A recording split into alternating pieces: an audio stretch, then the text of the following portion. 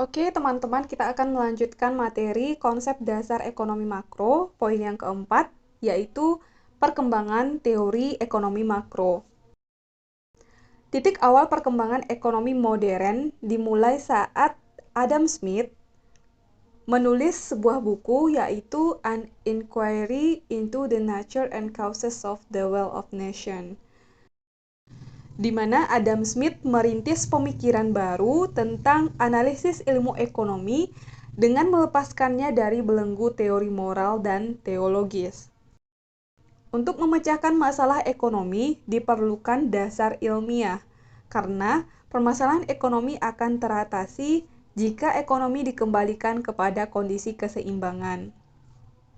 Selain itu, menurut Adam Smith, seperti alam semesta yang berjalan serba teratur, sistem ekonomi pun akan mampu memulihkan dirinya sendiri karena ada kekuatan pengatur yang disebut sebagai tangan-tangan tak terlihat atau invisible hand.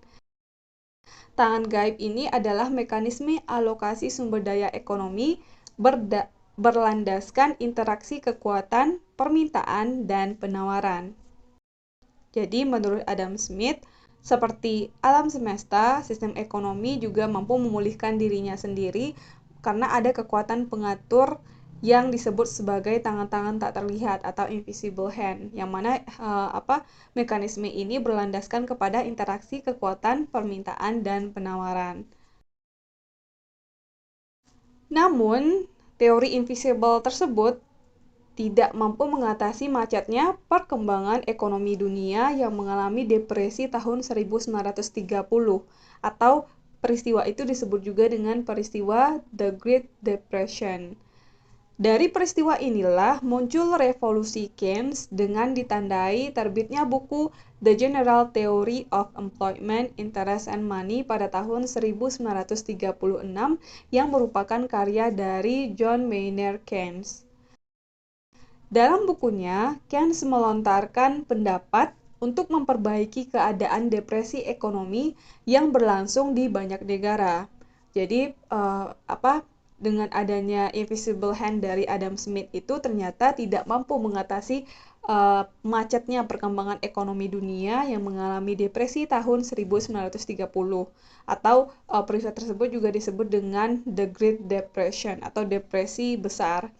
Nah, dari peristiwa ini muncul revolusi dari Keynes dengan judul bukunya adalah The General Theory of Employment, Interest and Money pada tahun 1936. Yang mana Keynes melontarkan pendapatnya untuk memperbaiki keadaan depresi ekonomi yang berlangsung di banyak negara. Teori umum yang digunakan oleh Keynes terdiri dari dua hal pokok. Yang pertama adalah kritik terhadap kelemahan teori klasik yang mengenal asumsi pasar dan terlalu ditekankannya masalah ekonomi pada sisi penawaran. Yang kedua adalah usulan untuk pemulihan perekonomian dengan memasukkan peran pemerintah dalam perekonomian sebagai langkah untuk menstimulir sisi permintaan. Kedua pokok pikiran Keynes inilah yang kemudian membawa pembaharuan dalam ilmu ekonomi. Yang pertama adalah mulai diperhatikannya dimensi global atau agregat dalam analisis ilmu ekonomi. Yang kedua, pembaharuannya adalah dimasukkannya peranan pemerintah ke dalam analisis ilmu ekonomi, sehingga hal ini telah menimbulkan asumsi terhadap pentingnya peranan analis kebijakan.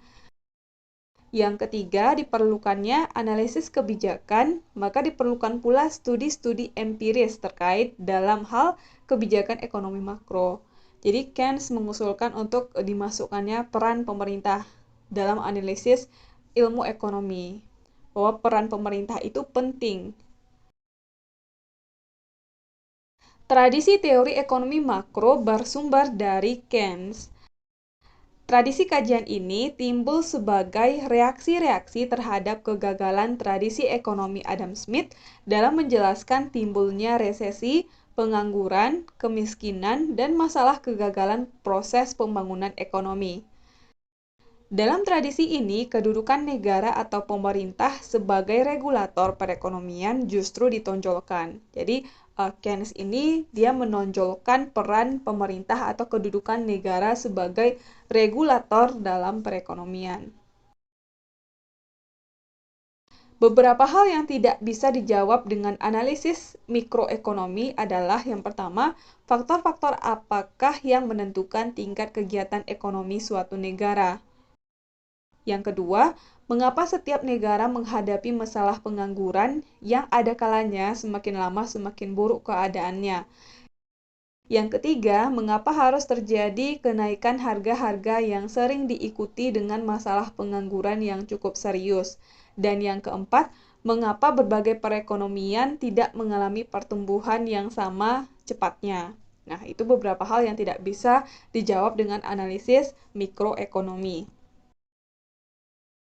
Analisis-analisis dalam teori mikroekonomi umumnya meliputi bagian-bagian kecil dari keseluruhan kegiatan perekonomian.